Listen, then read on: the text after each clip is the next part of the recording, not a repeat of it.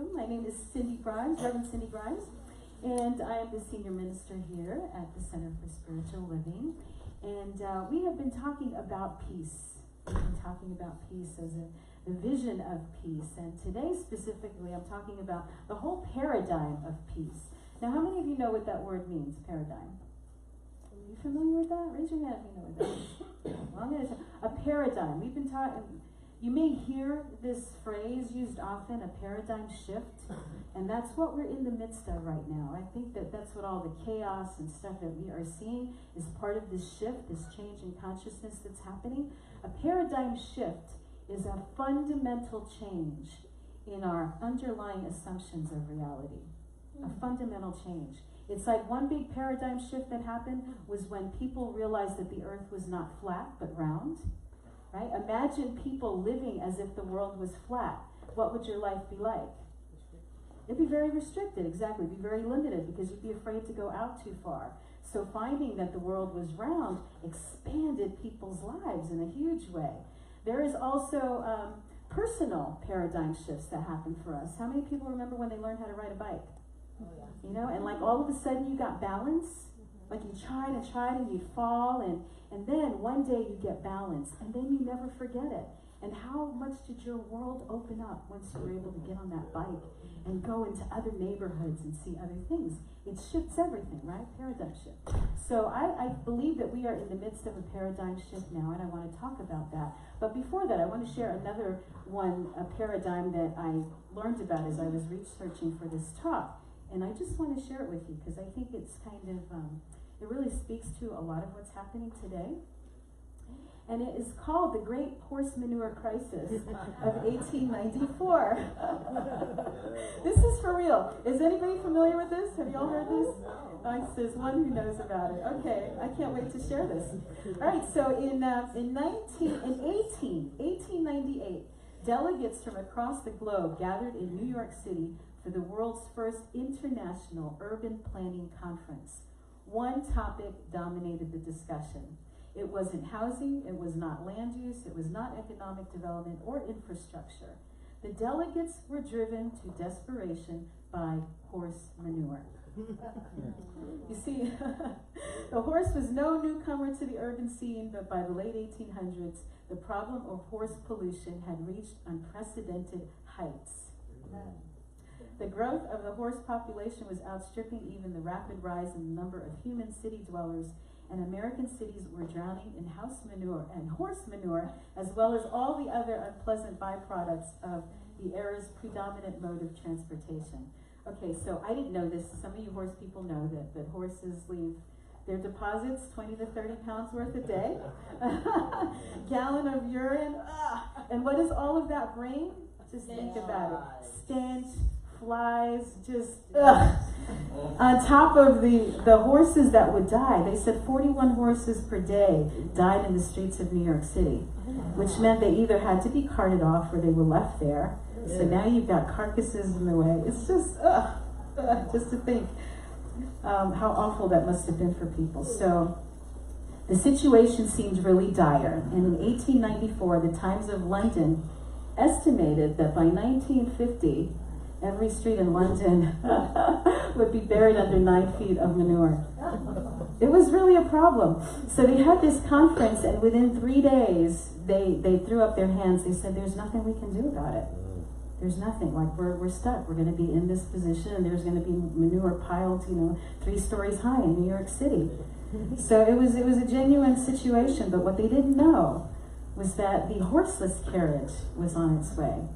And you would think that people would have been excited about it, but they weren't, because it was something new, it was very different, and they just couldn't fathom what that must be like. So this was from, this is a report on the Horseless Carriage Committee from 1875. So we're talking before this crisis really hit, its tipping point. And this is what they said.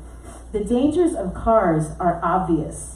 Stores of gasoline in the hands of people interested primarily in profit would constitute a fire and explosive hazard of the first rank. Horseless carriages propelled by gasoline might attain speeds of 14 or even 20 miles per hour.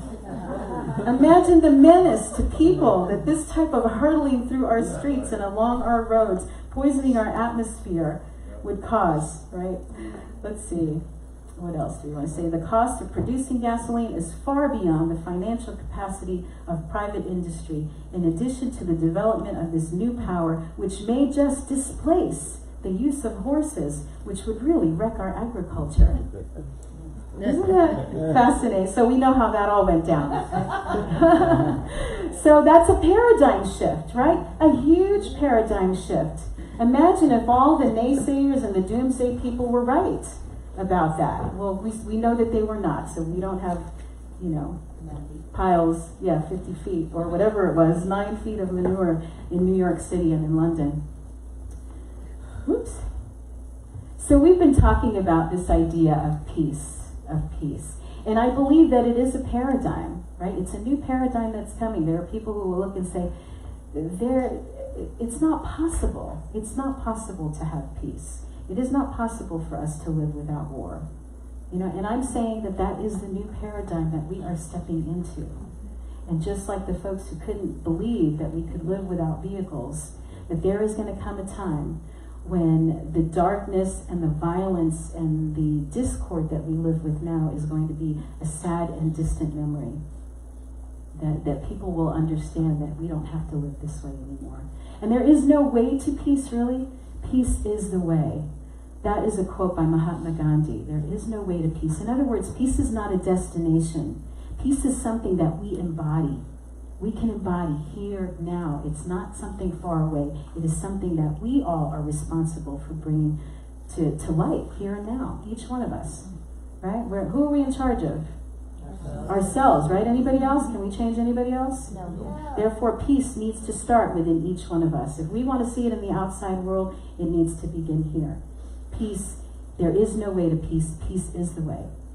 However, I think it's really important for us to look at what peace isn't.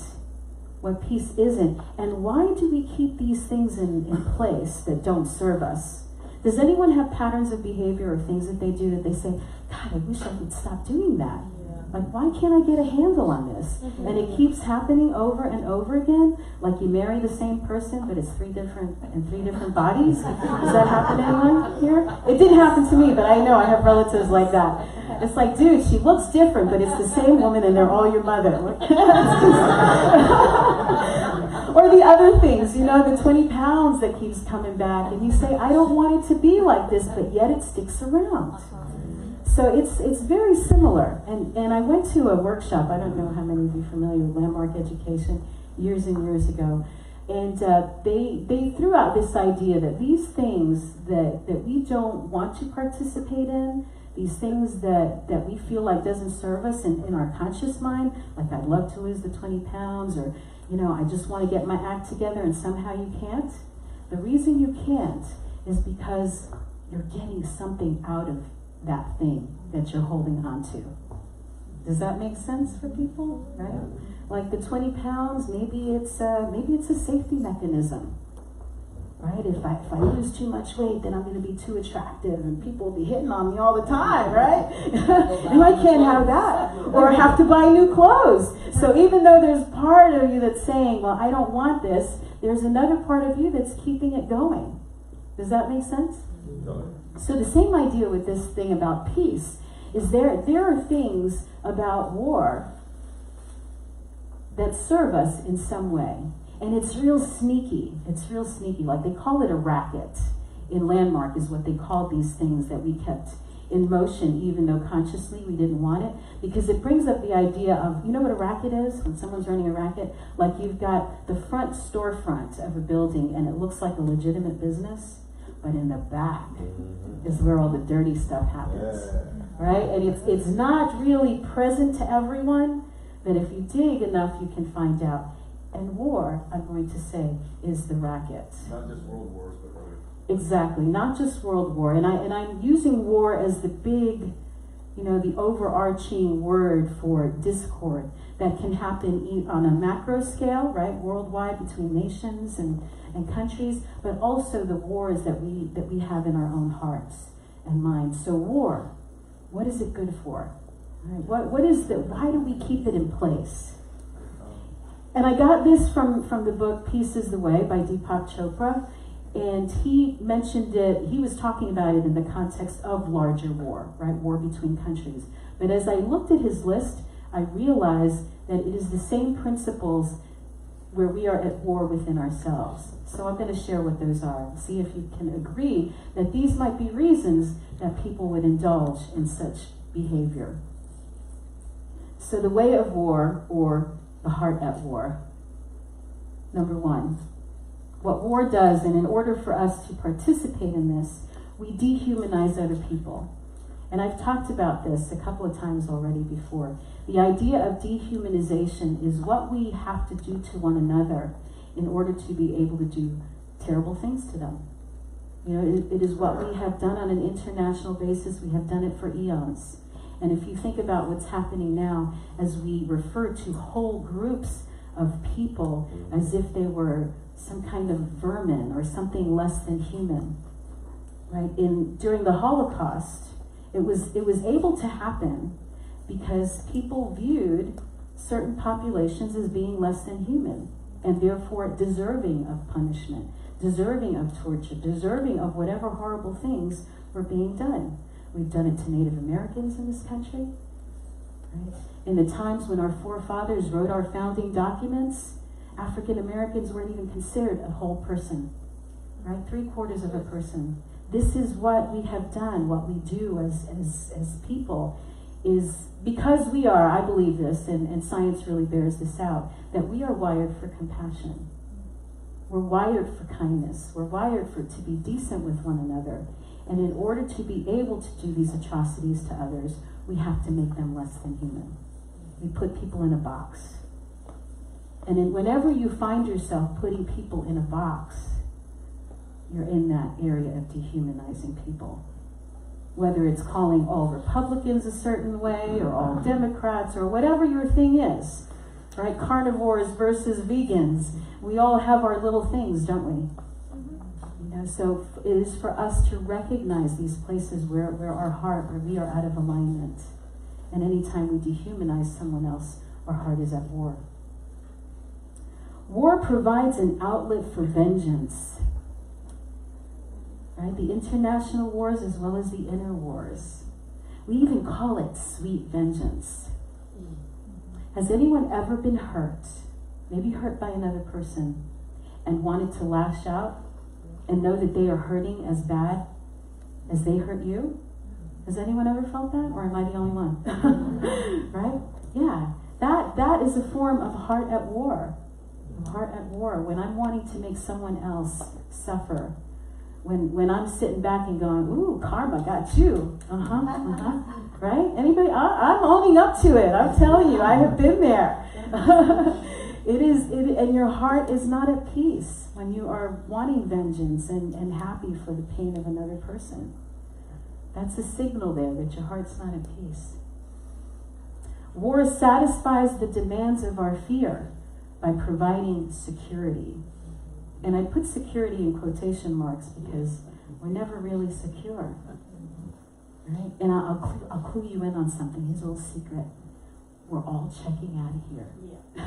Right? Every single one of us. It's one of the things that we all have in common. We may not know the day, we may not know the time, but every one of us is leaving here. It doesn't matter how many weapons you have. It doesn't matter how wide and tall your walls are. You know, we're all checking out. We're all checking out of here. And so all these ideas of, well, I'm going to do a preemptive strike. That'll keep me safe. Does that make any sense? And again, security in quotation marks, because you always have to be watching your back. Because I might win this battle, but who knows what's coming next. Right? And I've always got to be ready for the next one. I'm going to hit them before they hit me. That's definitely not a heart of peace. Just saying.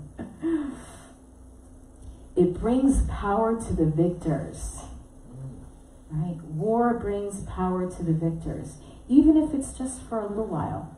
Because again, you might be on the top today, but you might fall from that perch, and then we get back to security again. What do I need to do to keep myself safe and secure? But it gives us the illusion of power. It gives us the illusion of victory.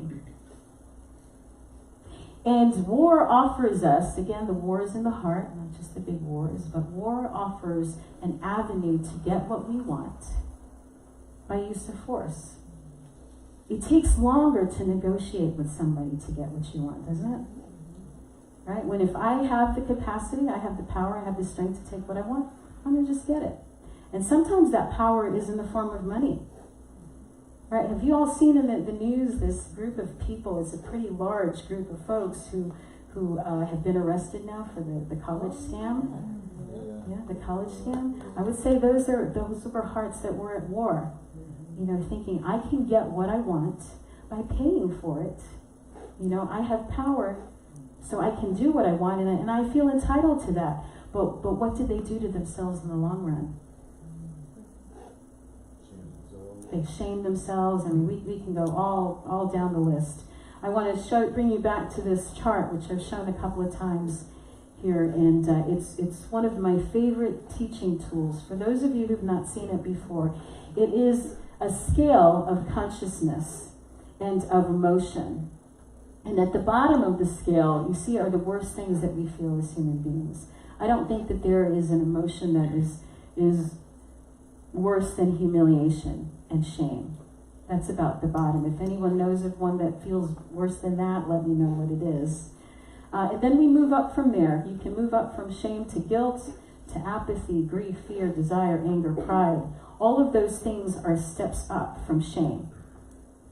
So you might look at anger and think to yourself, oh, anger is not a good thing. But if you have been in shame about something, let's say someone did something to you that caused you shame, which happens to a lot of folks, right? We know we're the walking wounded, people with abuse and neglect and all kinds of things, and you feel shame about that. When you release the shame and you move into a space of, now I'm angry about it, anger's got you fired up. At least you're in movement, right? So it's a move in a positive direction from that shame. You're moving up. So it's not to say that any of these things are bad. It's just for you to recognize, for each one of us to recognize where we are on that scale. And are we moving up or are we moving down?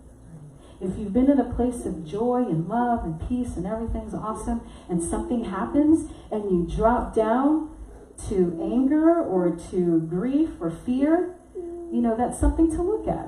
Do I want to be in this place? And not that we deny our feelings, right? We feel what we feel. It's important to honor our emotions. But then you say, do I want to stick around here? And what can I do to move myself up the scale? So when I think about the example I just gave you, those folks who scammed the system basically so their kids could get into school, they're all down in here in this space of force. And when we're in force, even pride, which can feel like a good thing, it's still based on, your pride is based on outside circumstances, right? You might be proud about your home, you might be proud about your work, you might be proud about something you've done, and what happens when that thing disappears? There goes your self-esteem, there goes your everything, and then you end up back down in shame again. So force has to do with things that are outside of you. Whereas the tipping point here is when we get into courage, when we move into courage, and then we are standing in our authentic power. Right? Then that is legitimately yours, when you stepped into your courage. So again, these people, although it didn't seem like a forceful thing that they paid for their kids, they scammed the system, it's still down in here, right? In that area of force. It's below the line. So again, this is just a self-assessment tool for people to know where they are and which direction they're moving. Okay? And as Deepak said, anyone who understands this and can move themselves up on the scale of consciousness is a peace worker. Right? If we understand this capacity, we can teach other people. We're working for peace. We're working for peace. So now here's what we want to get present to, right? So we have this racket going on, these wars that are serving a purpose to some extent. And if they were really good for us, then we would be keeping it in place forever. We would want to. But there are costs, right? When the cost of our behaviors and our actions outweighs the benefit, that's when it's time to give it up. Right? When the piles of manure are now 50 feet, maybe it's time to come up with another solution. Maybe we need to figure out another way.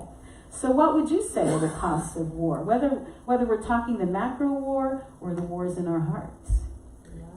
Sacrifice. Lives. I mean, it could be your very life. Sacrifice. What else? What are other costs of war?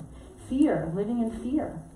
That's a cost of war. Even if you're the victor, right, for a little while, you're still watching your back. Well, when you talk about the wars within, I think a lot of what causes the war within is our fear of what could happen if we do this or Sure. change this. Yeah, it keeps us in fear. It keeps us in fear. We're Makes us definite, sick, yeah. which makes us sick, right? So there are physical costs to this. There are certainly financial costs. Certainly financial costs. I mean, think about maybe the couple that's going through a divorce. How much money, you know? And the ones that make out the best are the attorneys, right? Because of our hearts at war. Yeah, anything else? Other ideas? Relationships. Oh my gosh, right? Like strings of broken relationships. You know, and if the payoff, if that's good enough for you, then by all means, keep doing your life as you're doing it. Yes, Donna? It costs us the earth. It costs us the earth. It costs us the planet. I mean, there's so much. The costs are just, I think, tremendous, and I think we're starting to see that. I think the biggest loss really is in the generational hatred that gets sown by the families that are torn apart that will hate and learn hate for the rest of their lives. Absolutely, absolutely. So we're talking here, you know, disputes with our neighbors that are costly to us, to our souls, to our spirits, co-workers, friends, family, etc. So the costs are pretty high. Okay. So here's a really important thing to understand about all of this and to understand about conflict. This I hope is going to be your big takeaway if you don't already know this, is the idea that all of conflict is a result of unmet needs. How many of you have heard that? Okay. And I'll stretch this out or explain this a little bit more. Remember Maslow's hierarchy of needs? I've talked about that a lot. The idea that each one of us as human beings have universal needs for food, shelter, water, etc. Right? Then above that is our needs for physical security. So where you might have a shelter, a temporary shelter, sleeping under a bridge, that's not security, right? So we all have needs for security. Then we have needs for love and belonging. We have needs for accomplishment. We even have needs of scale, self-actualization. Right? So when I have a need and my need is not being met, you have a need and your need is not being met, and our needs are bumping up against each other, right? This is where the conflict happens. So how do you think we resolve it? By finding out what other people's needs are, right? Let's find out. Number one, let's identify my need, okay? Let's identify your need, and let's see if there is a better way to get both those sets of needs met, right? Right? There's lots of other ways we can get our needs met. So rather than, and here's one of the paradigm shifts for you, rather than be dangerous, conflict holds within it vital messages regarding our unmet needs and areas for necessary change. In other words, conflict is there to serve you. It's there to serve you. It's not something to run from. Given this understanding, safety is increased not by avoiding conflict, but by moving toward it, with the intention of hearing the messages that it has to offer. Okay, now that may be a big paradigm shift for people because we're all so used to going away from conflict. But we see that as we don't address what's in front of us, it gets bigger and it keeps piling up and piling up and piling up. So here's the idea now, to hear the messages in conflict and to be able to do it effectively. You know, there's a reason, let me say, there's a reason why people stay away from conflict, right? Besides the racket that we're keeping that war in place, right? The other reason is that sometimes it's dangerous. It feels scary, right? So we want to be mindful and we want to do this from a place of greater understanding and awareness. I'm not telling y'all to go and start getting into fights with people in conflict, okay? You want to do this in a mindful way, but the idea is to start mining the conflict for the messages that it has within it. What is this thing trying to tell you? And here's how you can do it. To do it effectively and to do it from a place of peace. Number one, you set the intention for peace. You set the intention for peace. When in one of my last jobs, we would bring people together in dialogue where there was lots of conflict. We were working with families that were referred to DCF for endangering their children, basically. You know, the kids were either, there were allegations of some kind of abuse or neglect, and how many of you know that's not a real happy thing to go to, right? Someone's knocked on your door and said that there are allegations that you've abused your children. Maybe you may even be losing your children. Or here's this, we use this process when people had actually lost their children and we're now trying to bring them back together again.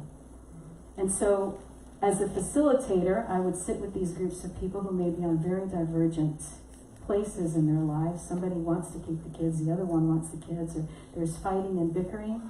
And the number one intention, the intention we set for everyone at that table is the safety and well-being of the children. Right? Can we all agree on that? That's what we would say. Can we all agree on that?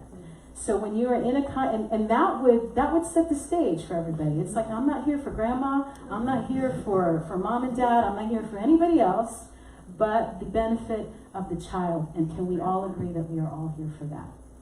And therefore we all get on the same page immediately.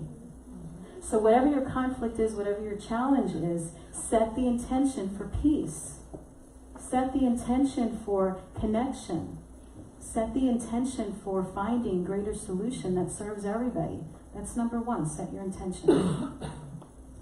Number two, be aware of your own needs and values. Right? As I've already suggested, that we come into our situations with our own stuff. And so you have to be clear about your stuff. And why did this situation or whatever push your buttons? You know, which requires that you know what your values are. We talk about that a lot. We start here every service talking about what we value as a movement, as an organization. Know what your personal values are. Then you will understand better why certain things bother you. Be in integrity. Be in integrity without hidden agenda. So being in integrity, again, goes back to values, because you have to know what your values are. And then when we are in integrity, what we think, what we say, and what we do all line up, right? It goes like this. What we think, what we say, what we do lines up with what we believe. And no hidden agendas, because that's dishonest. You know, then you're not on the same playing field. If somebody's got some other thing going on, they're running a racket, right? You know it, you feel it. What they're showing you is one thing, and what's going on is something else. There's another agenda. You're not going to find that peace. Everybody needs to bring their best selves to the table in this. Whoop. So we respect self and others, and then we be present. We be present. That's another phrase that we use a lot around here. Do you all know what that means, to be present? Right. That means, yes, you're in the moment, no cell phones. It means that when you're actually here, like, you ever look at somebody and you say, well, the lights are on, but nobody's home? Like, their body's there, but their mind is someplace else. They are not present. They're not present. So when you're doing this, when you're in the midst of a situation with somebody, be present. You don't want to be in the worry and what happened, the regret of what happened before, what's going to come next. You be here and now. And what that presence does is it creates a container. I like to say it creates a container for the rumbling, for the discord, for the whatever to happen. As I was putting this talk together, you know, sometimes I run these things by my husband, and and sometimes I delve into, you know, I get a little too political or whatever it is, and you know, but when you're present, we leave the space for that. So yeah, it's a little rumbling, and it gets, you know, maybe a little loud, maybe a little heated. It's okay. It's okay, because we've made an agreement that we're going to stay in the conversation, and we have that intention of peace. You know, we have that intention of, I'm going to deliver the best talk, the best message that I can give you. And even when I don't like what he's saying, or he doesn't get what I'm saying, you know, there is that larger intention. And so that's where we come from. And then I think it always makes it better. I hope it makes it better anyway. It certainly feels better for me. There's more clarity for me. And then we need to be compassionate. That's the other thing. And recognizing our common humanity. Right? Recognizing that that other person has needs, and they have their values, and they have their pain, and they have their fear, and so let them be in that. And let the intention, let the greater possibility pull you forward, pull you toward it. Is that helpful for you? Remember this: no one and nothing is against you. No one and nothing is against you. If you're a good metaphysician, you know that. You know that. This quote is from Gary Simmons, who wrote a book called The Eye of the Storm. The I in the letter I, right? You know what's in the eye of a regular storm?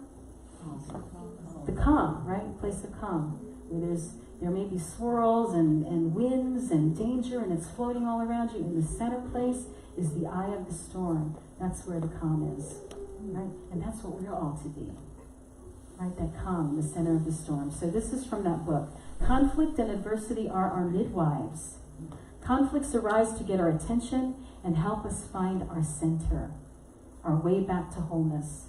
Conflict brings us to our growing edge. Ooh, paradigm shift.